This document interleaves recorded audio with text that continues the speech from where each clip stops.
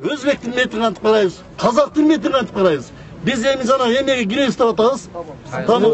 Орыстарға канти біз еми ошо эт сата алабыз. Бишкектин түндүк батышынан 10 чакырымдай алыстыктагы бул айылга чогулгандар эшек союлган касапкана бир нече күндөн бери талкууга алынып жатканда карабастан, анын жабылбаганына ачууланып келишкен.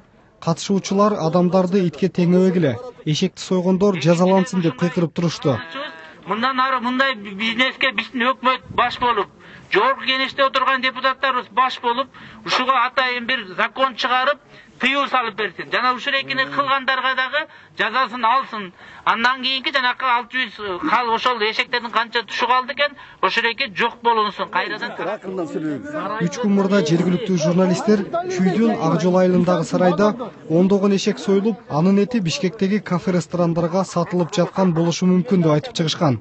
Бул окуядан кийин эшек эти коомчулукту дүрбөлөңгө салып, айрым кафе-ресторан ээлерине тамагыңарга эшектин эти кошулган эмеспи? Эмненин эти деп суроо бергендер көбөйүп кеткен.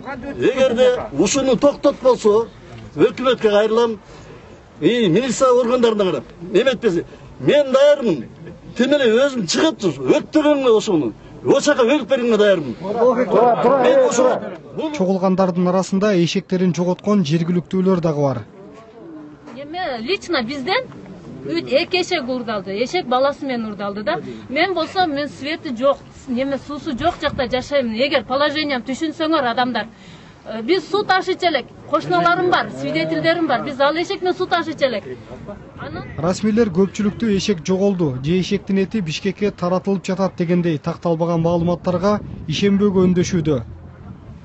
Закон бузулганбы, бузулган эмеспи?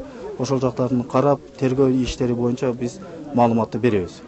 Кайтал аттуу фирма эшектер чыны менен эле союлуп жатканын, бирок анын эти коомдук тамактануу жайларга эмес, Гонконгдогу зоопаркка жөнөтүлөрүн айтып, журналисттердин алдында түшүндүрмө берүүгө аргасыз болгон эле. Бирок мындай маалыматтар эшек этин арам деп эсептеген коомдогу ишенбеген жана ачуулангандардын демин баса элек.